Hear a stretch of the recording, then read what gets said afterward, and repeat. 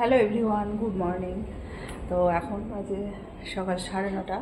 তো সকালবেলায় উঠে রান্নাবান্না সব করে নিয়েছি। আর আজকে দিদি কাজে আসেনি, তো এখন প্রচুর কাজ আছে। ওরা সব বেরিয়ে গেল, ওদের সব করে দিয়েছি। আজকে আবার মেয়ের পরীক্ষা, তো ও চলে গেছে, বড় অফিস চলে গেছে।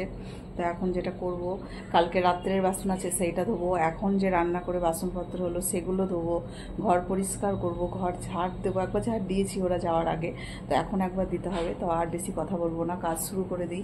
তারপরে স্নান করে পুজো আছে, তারপরে খাওয়া দাওয়া আছে। তো একদিন কাজে না এলে এইরকম কাজ পুরো জমে যায়। 9:30 বেড়ে গেছে, বাড়িঘর কোনো পরিষ্কার হয়নি। তো শুরু করি, চলো কাজে। আগে বাইরেটা পরিষ্কার করে মুছে। সকালবেলায় উঠেই দেখলাম 7টা বেজে গেল, কাজের দিদি এলো না। তো অপেক্ষা তো করাই যাবে না, যেহেতু ওরা যাবে। তো সব কাজ পড়ে থাকলো, আর আমি বসিয়ে দিলাম রান্না। এবার কেমন লাগে বলো রান্না করতে, সব কাজ যখন পড়ে থাকে, কিন্তু কোনো উপায় নেই যে ঘরবাড়ি পরিষ্কার করে তারপরে রান্না বসাবো, সেটা তো আমার পক্ষে সম্ভবই না। রান্না আমাকে আগেই করতে হবে। তো ভাবলাম যে আসবে, হয়তো আগের দিন বিকেলেও আসেনি। তো আজকে ভেবেছিলাম আসবে, তো রান্না টান্না করে দেখো বাইরেটা দুদিন থেকে পরিষ্কার হয়নি, ও আসেনি ঠিকভাবে পরিষ্কার। আজকে দেখলাম পরিষ্কার করতে হবে, কারণ জুতোতে অনেক ধুলো চলে আসে। আর দুদিন থেকে দেখছি যে ফ্ল্যাটে যে মেয়েটা পরিষ্কার করে এমনি পুরো কমন জায়গাগুলো, তো তাকেও দেখছি না দুদিন থেকে। তো তার জন্যই বাইরেটা এতটা নোংরা হয়ে গেছে। তো আজকে দেখলাম যে না, আগে বাইরেটা পরিষ্কার করি। বাইরেটা পরিষ্কার না করলে খুবই গায়ের মধ্যে কেমন লাগে। এই দেখবে বাড়ির সামনে আর কি, সদর দরজার সামনেটা পরিষ্কার না থাকলে ভালো লাগে না। তো এটা এখন পরিষ্কার করে নিচ্ছি, দিয়ে আমি দরজাটা তালা দিয়ে দেবো। তারপরে ভেতরের কাজগুলো সব করব, কারণ ওরা চলে গেছে। আর সবাই তো ফ্ল্যাটে জানো দরজা লাগিয়ে থাকে, কেউ কিন্তু দরজা খুলে থাকে না, অতএব আমারও খুলে রাখা যাবে না। তো দেখো আমি এখন দরজা লাগিয়ে দিলাম, এখন এটা লাগালাম। তারপরে আমি একটু পরেই, তখন আর ক্যামেরা করিনি, আমি গেটটাও লাগিয়ে একদম তালা দিয়ে দিয়েছিলাম। তারপরে বাইরেটা মোছার পরে বাড়িঘরগুলো ঝাড় দিয়ে একদম মুছে নিয়েছি। আর তারপরে ওইদিকে কিছু বাসন রাখা ছিল, সেটাও ধুয়ে নিয়েছি।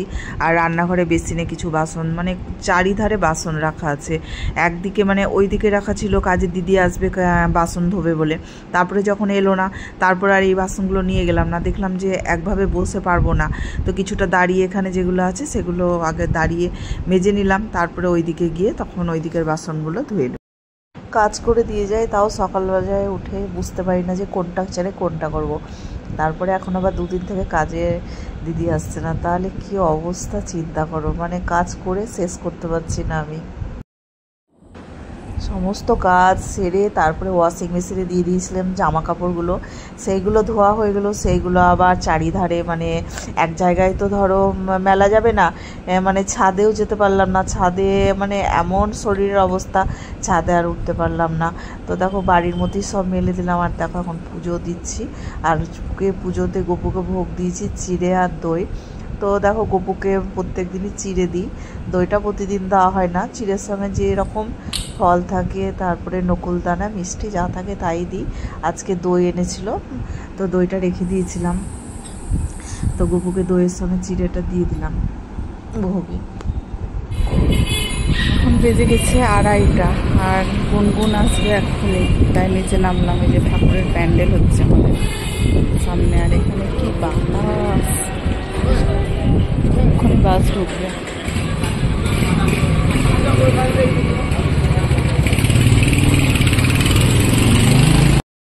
আজকে জানো নিচে নেমেছিলাম, তাই কিন্তু আমি মেয়েকে নিয়েও পড়ে যেতে পারিনি, কারণ কিছুক্ষণ দাঁড়ানোর পরেই বাসটা আসছিলই না, তার মধ্যে চলে এলো বৃষ্টি। আর আমার বালিশ টালিশ রোদে দেওয়া ছিল, তো কি করব, বালিশ ভিজে যাবে। তো চলে এসেছিলাম ওপরে। তারপরে মেয়ে একাই ওপর ঘরে ঢুকেছিল আর কি। তারপরে দেখো সন্ধ্যাবেলায় সন্ধ্যা দিচ্ছি, আর তার মাঝে আর ভিডিও করিনি। বুঝতেই পারছো মেয়ের এক্সাম চলছে, অনেক কষ্ট করেই ভিডিও করছি, এডিট করছি। এই প্রদীপটা আমি সন্ধ্যায় দেবো আর কি, তোমার তুলসী বেদিতে দেবো, তাই প্রদীপটা নিচে রেখেছি। আর একটু ঠাকুরকে ধূপকাঠি দেখিয়ে দিচ্ছি। তো তোমরা যাদের বাড়িতে গোপাল আছে তারা কীরকমভাবে ভোগ দাও অবশ্যই জানিও। তো দুপুরবেলায় চিড়ের ভোগটা দেওয়ার আমি প্রত্যেকদিন চেষ্টা করি। তো এখন বেজে গেছে 8টা, আর দেখো আজকেও কাজ করতে আসেনি দিদি। তো সন্ধ্যা টন্ধা দেওয়ার পরে একটু টিফিন করে নিয়ে বাসন টাসন সব ধুয়ে নিলাম। আর দেখো এখন গোপুসোনাকে শয়ন দিয়ে দিলাম, তো দেখতেই পাচ্ছ এখন গোপুসোনাকে শয়ন দিয়ে দিলাম। এখন ঠাকুর ঘরে লাইট অফ করে দিয়ে চলে যাব রান্নাঘরে, কারণ এখন রান্না করব। তো দেখি আজকে কি রান্না করব। এই যে আজকে অনেকক্ষণ দুধটা গরম করা হয়নি, সেই সকালবেলায় ভিজলাম, তারপর থেকে আর দুধ গরম করা হয়নি।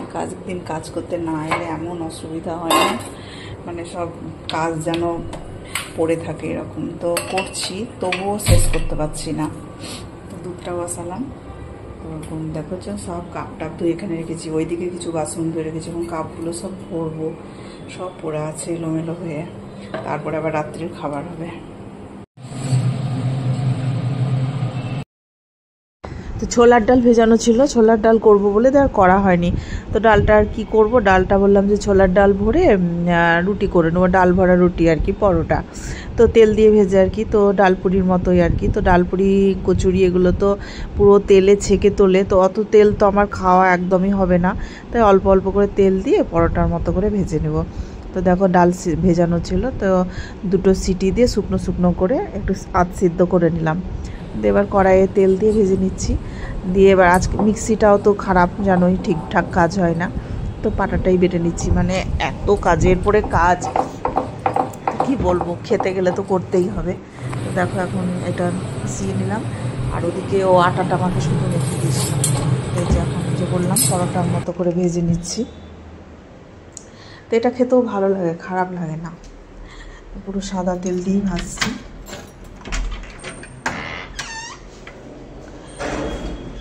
তো আজকের খাবারে এটাই ছিল, দুপুরে তরকারি আছে আর মিষ্টি এনেছিল। তো পরোটার মতো করেই ভাজলাম, খেতেও ভালো হয়েছিল, ডাল পুরি আর কি। তো পুরো তেলে ভাজলে বেশি ভালো লাগে, তো ওরকম করে ভাজি না, যেহেতু প্রতিদিনের খাওয়া। তো এইভাবেই ভাজলাম। তো আজকের ভিডিওটা এখানেই শেষ করলাম, দেখা হবে নতুন একটা ভিডিওতে। তো আজকের মতো টাটা, তোমরা ভালো থেকো, সুস্থ থেকো, সাবধানে থেকো।